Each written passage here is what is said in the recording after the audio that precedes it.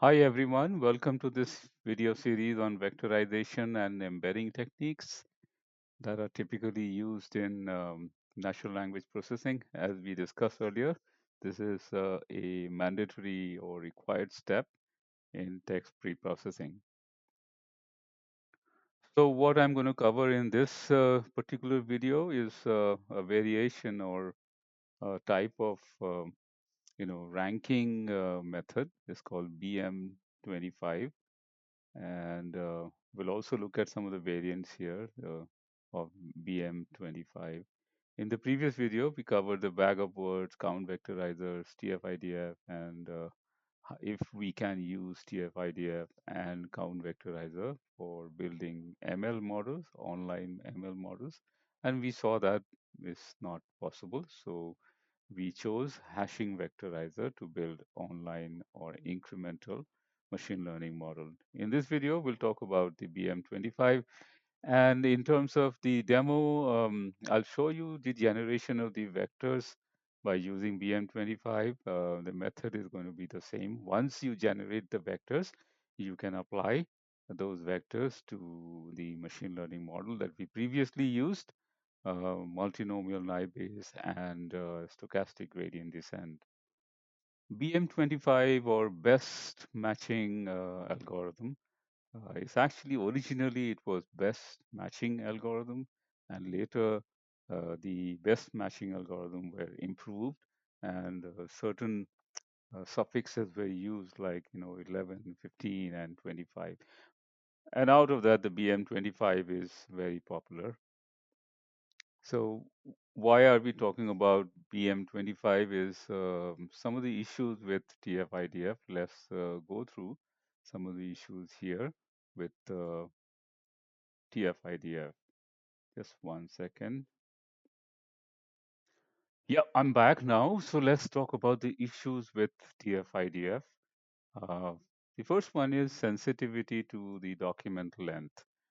That means if the document length is longer, typically that will tend to have the in a particular term in higher frequencies. And higher frequencies, although with TF-IDF we have the balanced computation in terms of the weights of for the word, but if the term frequency is very high, then the TF-IDF score typically goes linearly. So that's one of the issues with the TF-IDF. And TF-IDF does not have anything like a saturation effect. So it means TF-IDF has a saturation effect where the importance of a term, let's say the term, and then suddenly it will just, be constant. In contrast with the BM25, it will be somewhat like this, where it will change. It will not be a constant because of these, saturation. In the formula, we use a mechanism for saturation. The third other issue is the lack of normalization. So the normalization in TF-IDF, we do not normalize. That means the frequency of a particular term within the document dictates the computation value or computed value.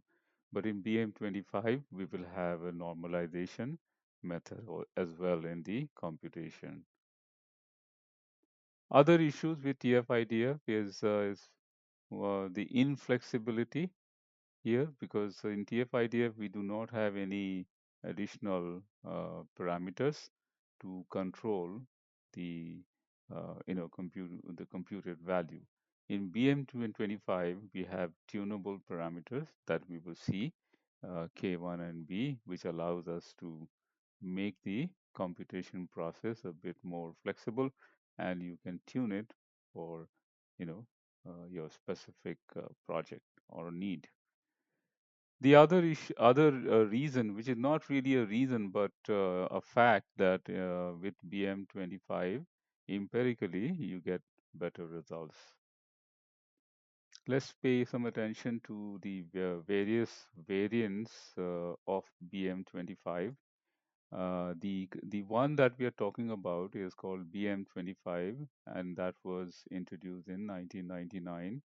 But previously, the original algorithm was introduced in 1970s, and after that, some more improvisation, and that was BM11 and then BM15, and these are major introductions or improvisations. But the one which has been very successful even today, till date, is BM25. There are many implementations where we use BM25 plus as well. Okay, so these two algorithms are quite popular. Okay, so let's take a look at it. What is BM25? It's called best matching, essentially a ranking function. And meaning of ranking function is based on some kind of scoring associated to tokens, and is pretty much used in information retrieval. For example, in the Solar or Elasticsearch, or even the modern day in the generative model applications like RAG, Pinecone, and almost all vector databases, they support or they use BM25 as retrieval mechanism. So what is the meaning of retrieval? Well, I mean, so let's say you have archive of documents here in the database, and let's say you're looking for a particular, keyword. Let's say the keyword is AI. So it's going to be matched against all the archive, metadata. So this is where we use BM25. And BM25 gets you the scoring function. That means for AI, for this document, what is the scoring function or value? For example, this document, what is the scoring function or a value? And out of that, we will pick the top K or top N, significant uh, in the document, and that's called information retrieval.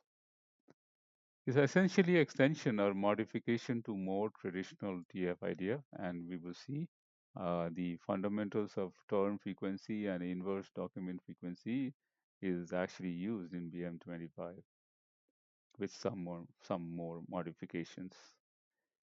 It's designed to overcome some of the limitations of TF-IDF. It's particularly very effective in terms of ranking, as we discussed a little while ago. So some of the components of BM25 is term frequency. We know what it is. It is basically the frequency of terms in a particular document, typically small n.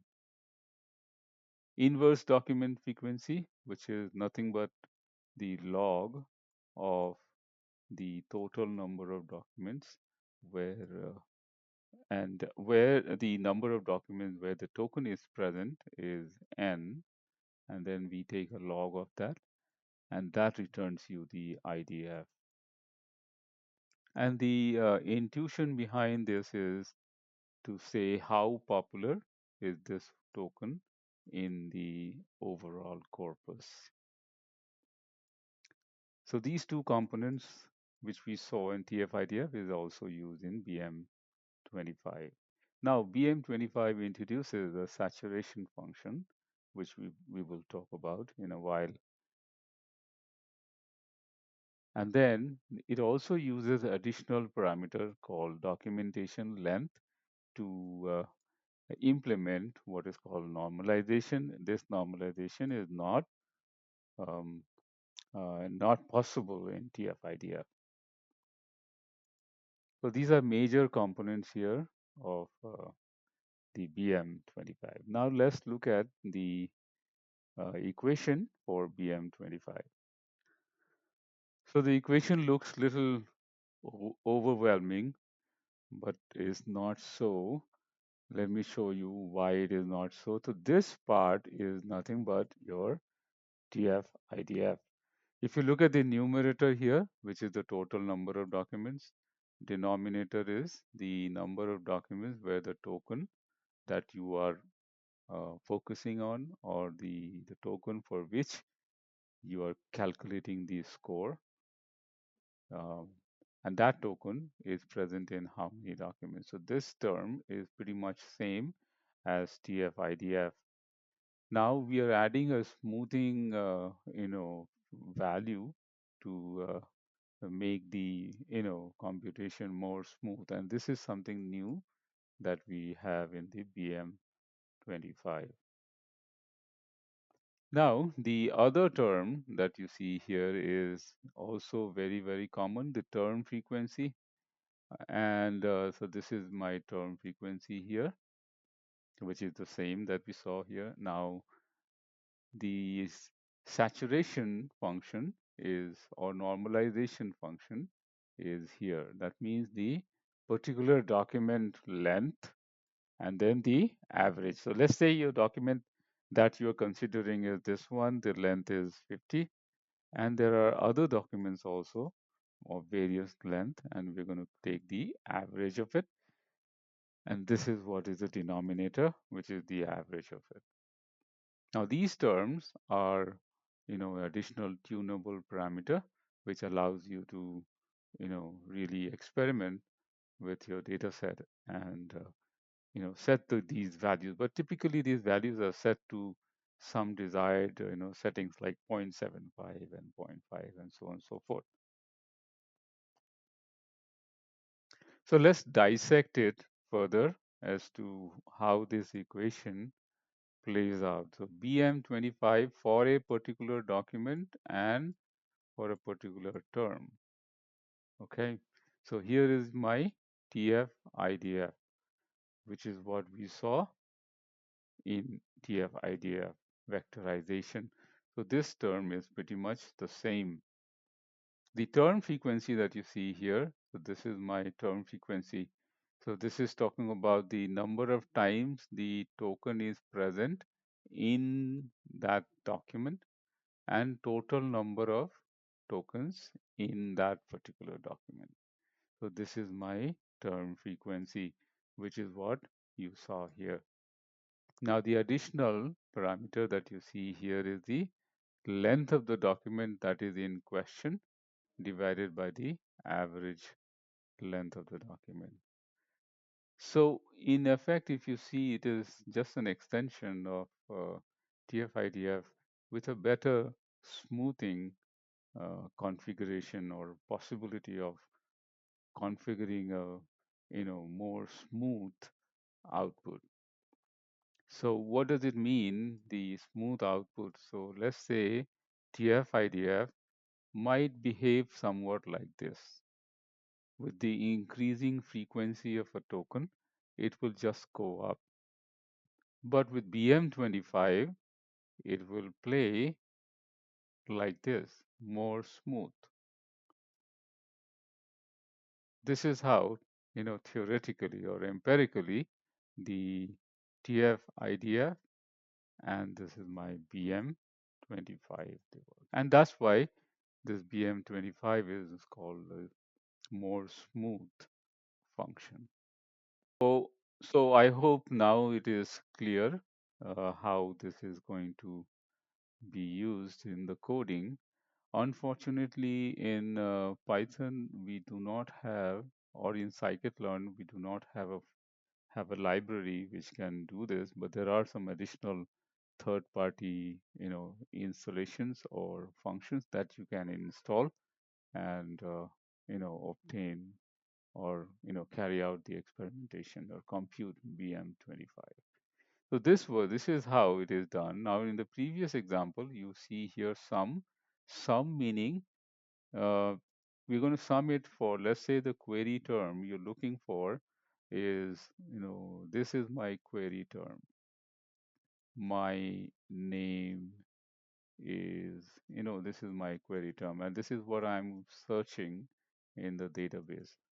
The first, the BM25 score will be computed for my, then name, then is, and then finally we will add them together. So that will return the ranking function. for that document, for each of the document. So the step is tokenize. As usual, you need to tokenize the data or input data, calculate the frequency, which is same as TF-IDF, and then compute the inverse document frequency, which is also similar to TF-IDF. Now, BM25 scoring. For each query, calculate the BM25 scores for against each of the document.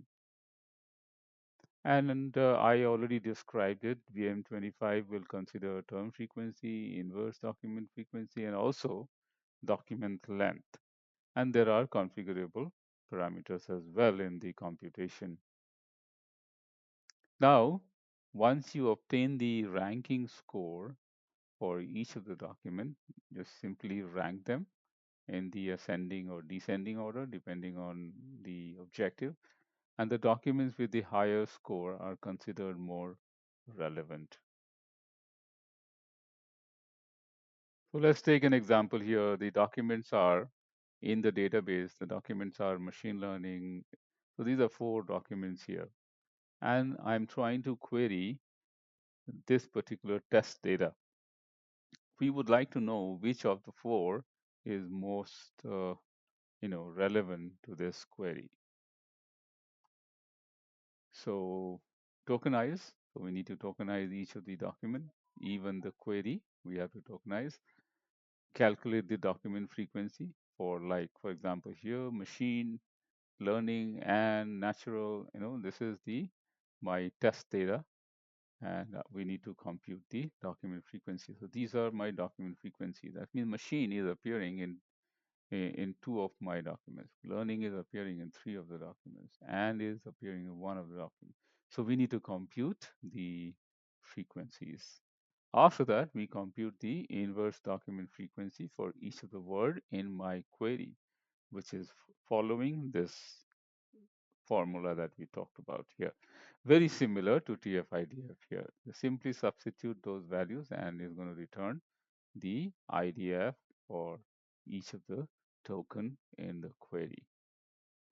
Next, what we do is, so this is the explanation how we computed the IDF, the numerator and the denominator, and the log is applied to kind of do scaling and diminish the importance of the term. Like, for example, when we have a TF-IDF, it goes like this. We want to make it smooth, and that's why we apply the log function here. Now the BM25 scoring for each of the document against the query. And so we just compute for machine. And so this is for machine, 1 word machine against the document 1, machine document 2, machine document 3, and 4, so on and so forth. And then you got to do for learning and then other words in the query. And so finally, you're going to get the score or ranking function for each of the document. Now here, finally, you see here, 0.73 is the maximum. That means the query is most relevant to the document number 1. So the advantages of this is widely used in the ranking algorithm in applications like information retrieval, and it considers not only frequency and inverse document frequency, but it also has document length in consideration, plus some of the parameters for tuning, and it is very scalable for most of the practical search type applications. But there are some limitations. BM25 as like TF-IDF or count, it's not meant for semantic search. I'm going to show you an example. It is meant for exact keyword search. So it's not going to not going to give you an optimal information retrieval if the query has term which is a synonym of in the database, then it's not going to work in that case. So that's the limitation here. And also, here we are not looking at dependence of the words in the query. BM25 makes an assumption every word in the query is independent of each other. Let's take a look at a simple example. I'm going to show you a couple of examples using BM25. One is simple ranking function, and then I'll show you how to get the score or compute the vector for the data set so you can do clustering or classification sort of exercise. Here's one example here of a ranking function. There are variations of BM25. Most popular one is Okapi BM25. That's the most popular one.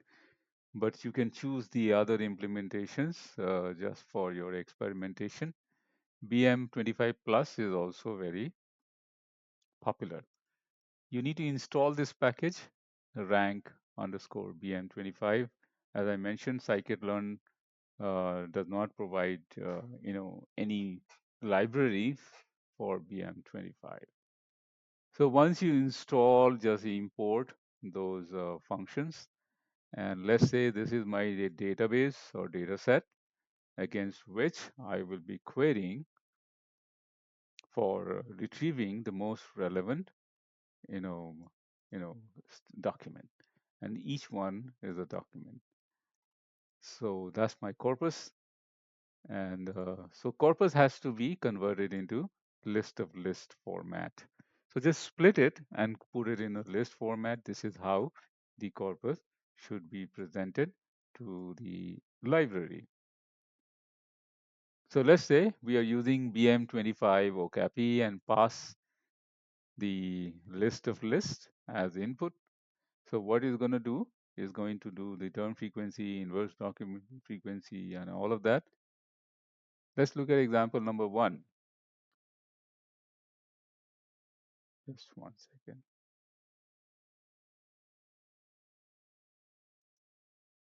Yeah, so example number one is, let's say the query is windy London, and we would like to find out of these four, which one is closest. Okay, so again, split it. The query sentence has to be split in terms of list, and that would be tokenized query. Now get the scores for tokenized query against each of the four documents. The first one, windy London, has nothing to do with patient has recovered. Windy London has nothing to do with this. Windy London probably here because the words are appearing here, windy and London. How is the weather today? Again, is not literally the same. So you notice the scores for document 1, 0, 2, 0, and the last one is also 0. The third one is having commonality. So you can say this one is the most closest. And this function also has something like, return the top n or something. So you get this. This is the top n. I did not execute. Let me execute. So you get the idea.